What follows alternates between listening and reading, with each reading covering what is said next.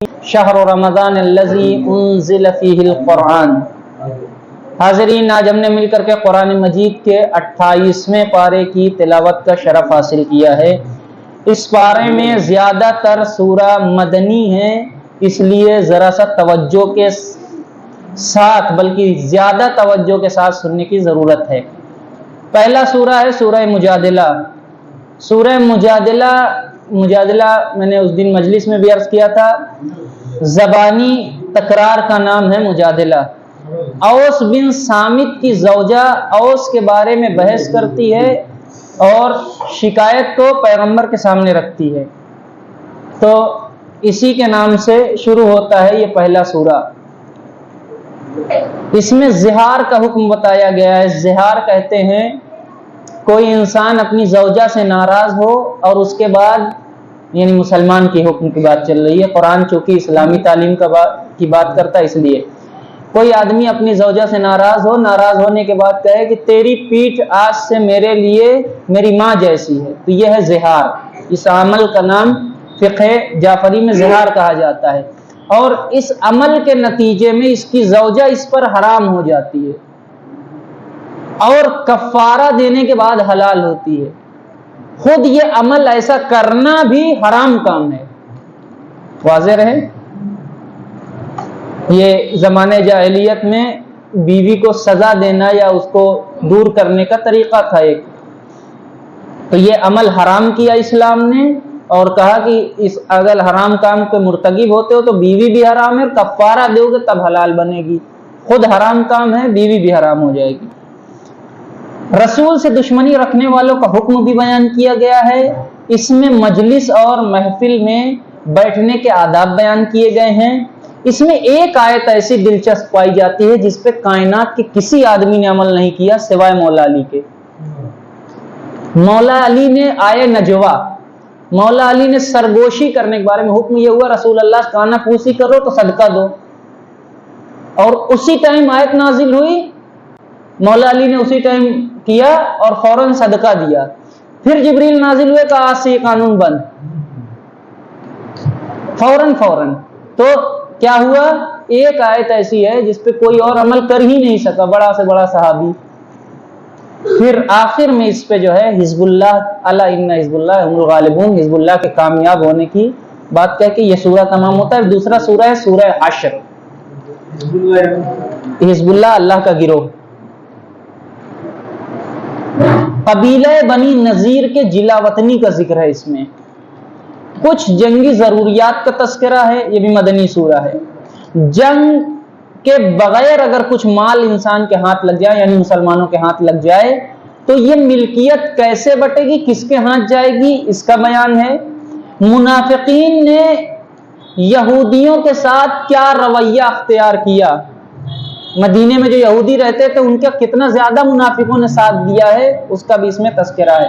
آخر میں اللہ کے اسماء حسنی ہیں، اور اس کے بعد یہ سورہ تمام ہو جاتا ہے۔ چونکہ چھوٹے چھوٹے سورہ، اگلا سورہ ہے سورہ ممتحنہ۔ بعض علماء کے اعتبار سے ہجرت کے 8ویں سال میں، یعنی 7 سال مکمل کرنے کے بعد نازل ہوا ہے۔ حاتب ابن ابی بلتع یہ صحابی ہے، اس کا ذکر ہے جس نے کفار قریش کو حملے کی خبر دی تھی۔ کفار کو بتایا کہ حملہ ہونے والا ہے تم پر۔ کیوں بتایا؟ کیونکہ یہ ہجرت کر کے مدینہ آ گیا تھا، لیکن اس کی خاندان اور دادا، نانا، چچا، بابا سب تو وہاں تھے، مکے میں تھے۔ تو اس نے جب یہ لوگ جانے لگے، 8 ہجری میں نازل ہونے والا سورہ، یاد رہے کہ فتح مکہ ہونے والا ہے، تو یہ لوگ جب مسلمان جب مکے کی طرف بڑھنے لگے تو اس نے پہلے ہی وہاں پہ سمجھ لیجیے آج کے حساب سے میسج کر دیا کہ یہ لوگ مسلمان آ رہے ہیں۔ اور جب ظاہر ہے کہ اگر ایک کو پتہ چل جائے گا کہ تمہارے اوپر حملہ ہونے والا ہے تو وہ تیار زیادہ ہو جائے گا۔ صحابی ہونے کے بعد بھی مسلمانوں کو خون ریزی کے لیے ڈھکیلنے والے لوگ ایسے تھے۔ ان کے بارے میں پورا یہ سورہ نازل ہوا ہے۔ اس میں ایک دلچسپ بات اور کی گئی ہے جس پہ غور کرنا ہے۔ کافر عورتیں مدینہ کے مسلمان مردوں پر حرام ہیں، اسی طرح مسلمان عورتیں جو کافر شوہروں کے اس میں ہیں تو وہ آزاد ہیں اور اپنی شوہروں کی مطیع نہیں ہیں، اور ان کے لیے ان کے شوہر حرام ہیں، اپنے نکاح سے وہ ہیں مسلمان ہونے کے بعد۔ یہ ایک اس 8 हिजरी का है। फिर दूसरा सूरा है सूरह सफ। इसमें वादा खिलाफी को शदीद नापसंद किया है अल्लाह ने। जो करो उसी की दावत दो। सबसे बड़ा पैगाम इसमें मुझे जो लगता है, सारे पैगाम बड़े बड़े हैं, मुझे जो लगा कि सबसे बड़ा या अय्युहल्लज़ीना आमनू लिमा तक़ूलूना मा ला तफ़अलून, ऐ ईमान वालों वो कहते ही क्यों हैं जो खुद नहीं करते। तो क्या कह रहा अल्लाह, पहले कर लो उसके बाद बोला करो। मैं सिगरेट पीता रहूं पेट भर और कहूं बेटा सिगरेट मत पीना, मुंह पे ना बोलेगा कि जनाब है, बाद में कहेगा खुद तो पीते हैं हमको रोकते। इसीलिए इस्लाम ने कहा पहले खुद अमल करो तब जाके दावत दो, ताकि तुम्हारी दावत का असर हो।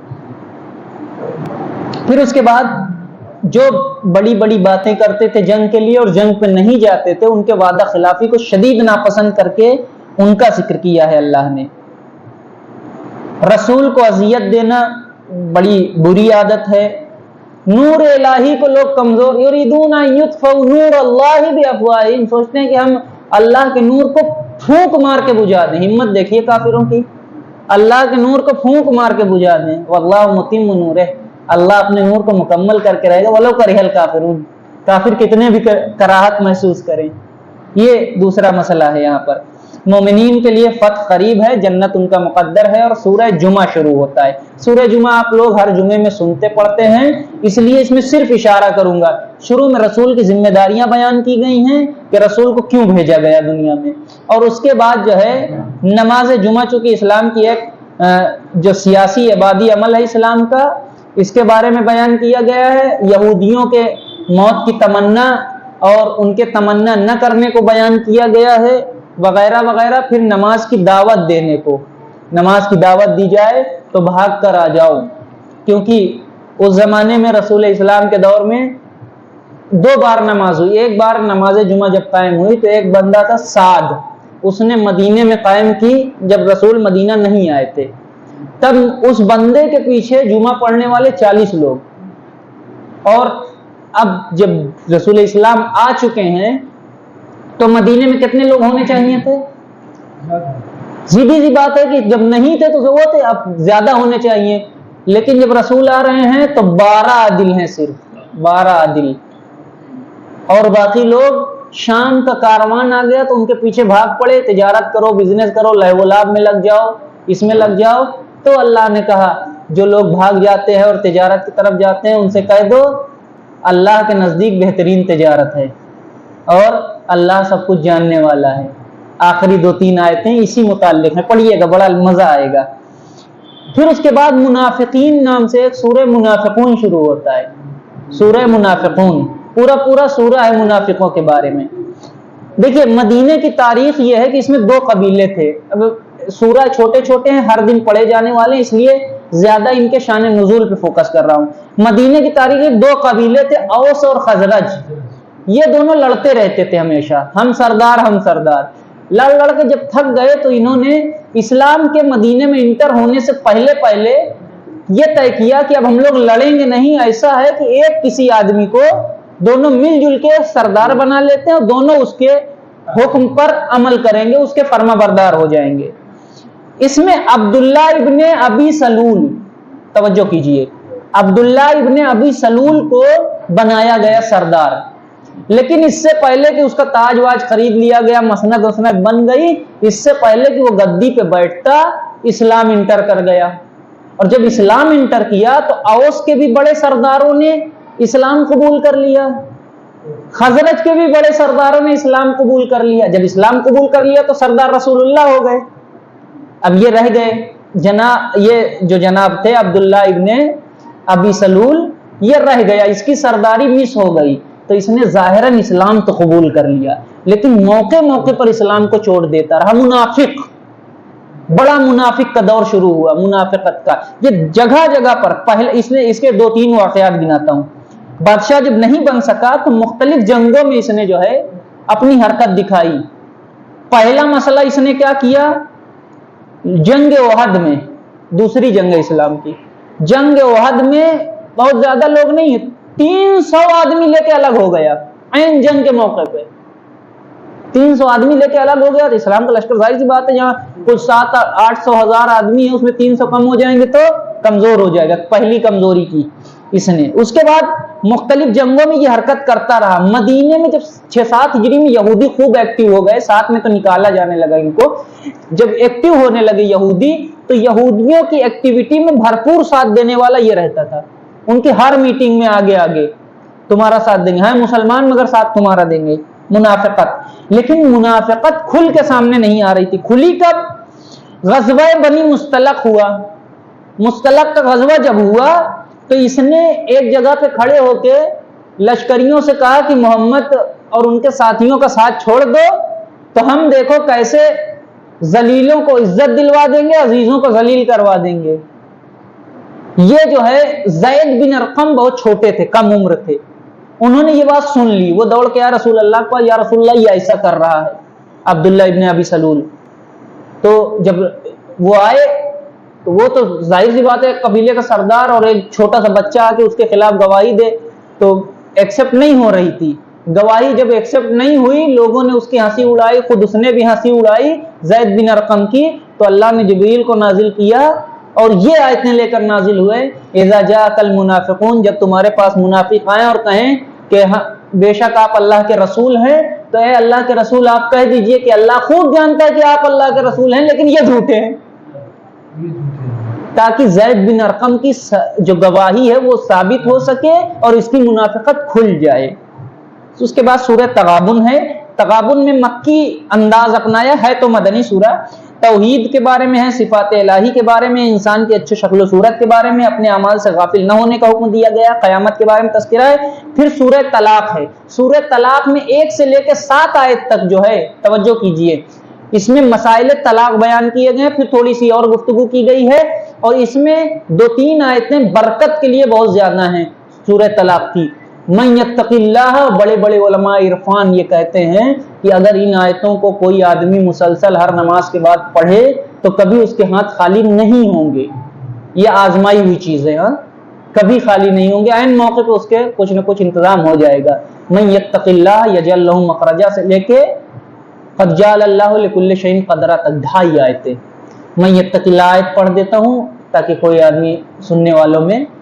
بسم اللہ الرحمن الرحیم. ومن یتق اللہ یجعل لہ مخرجا ویرزقہ من حیث لا یحتسب ومن یتوکل علی اللہ فہو حسبہ ان اللہ بالغ امرہ قد جعل اللہ لکل شیء قدرا. ہر نماز کے بعد اس کو پڑھنا ہے وظیفہ بنا کے. اس کے بعد سورہ تحریم ہے. سورہ تحریم ہم لوگ نہ پڑھیں گے تو کون پڑھے گا؟ شیعہ حضرات. اس میں نبی کی بیویوں کے بارے میں کھلم کھلا, نبی کی بیویاں 2 عدد ایسی تھیں کہ جنہوں نے نبی پہ لانچھن لگایا 2 طرح سے, عقل مغافیر اور یہ مسائل پہ الزام لگایا کہ آپ کے منہ سے بدبو آ رہی. نبی نے کہا کہ ہم جو ہے قسم کھاتے ہیں آپ کے آج کے بعد سے, شہد نبی کو پسند تھا, انہوں نے کہا کہ آپ تاڑی پی کے آئیں, شہد کے بجائے تاڑی بول دیا. انہوں نے کہا نہیں ٹھیک ہے آج کے بعد ہم نہیں پیئیں گے. پہلی آیتیں جو ہیں شہد ہم کھائیں گے ہی نہیں. اللہ نے سیدھا نازل کر دیا, اے اللہ کے رسول وہ چیز جو اللہ نے تمہارے لیے شہد حلال کی ہے اس کو حرام کیوں کرتے ہوئی نا عورتوں کے چکر میں؟ اللہ چاہے گا تو ان سے اچھی لائے گا, تم پریشان مت ہو. طیبات صائبات طائبات ابکارا, بہترین ان سے شادی کر دے گا. پھر اس کے بعد اللہ کہتا ہے تمہارے دونوں کے, تم دونوں کے دل ٹیڑھے ہو گئے ہیں, تم دونوں جو ہے بہک گئی ہو, توبہ کرو فوراً. ان تتوبا الی اللہ فقد صغت قلوبکما, توبہ کرو تمہارے دل ٹیڑھے ہو گئے. پھر اس کے بعد بیک ٹو بیک تقریباً مجھے لگتا ہے 8ویں 9ویں آیت سے جو شروع ہوتا ہے, اللہ دیتا ہے 2 مومنوں کی مثال اور 2 کافروں کی مثال. مومن لوگوں میں کون ہے؟ آسیہ بنت مزاحم, فرعون کی زوجہ, ہاں, اور ادھر جناب مریم بنت عمران, یہ 2 لوگ مومن ہیں. اور کافروں کی مثال کس کو بتایا؟ نوح اور لوط کی زوجہ. یعنی بتایا کہ پیغمبر کے گھر میں رہنے والی بیوی ہو, ضروری نہیں کہ مومنہ ہی ہو, یہ بے ایمان بھی ہو سکتی ہیں, لہذا برحذر رہے. اور اسی سورہ کے ساتھ یہ جناب مریم کے تذکرے پہ آخر میں یہ پارہ ختم ہو جاتا ہے. لیکن اس میں ایک اہم پیغام یہ ہے کہ یا ایھا الذین آمنوا قوا انفسکم واہلیکم نارا, اے ایمان والوں اپنے آپ کو اور اپنے خاندان والے کو سب کو آگ سے بچاؤ جہنم کی، التی وقودها الناس والحجارہ اعدت للکافرین علیہا ملائکۃ غلاظ شداد لا یعصون اللہ ما امرہم ویفعلون ما یؤمرون۔ جہنم کی آگ سے بتاؤ جس پہ شدید اور سخت دل ملائکہ بیٹھے ہوئے ہیں، اللہ کے حکم کی پابندی کرتے ہیں، کبھی ان کی مخالفت نہیں کرتے ہیں۔ اس سورہ کے ساتھ یہ 28واں پارہ تمام ہو جاتا ہے۔ صدق اللہ العلی العظیم۔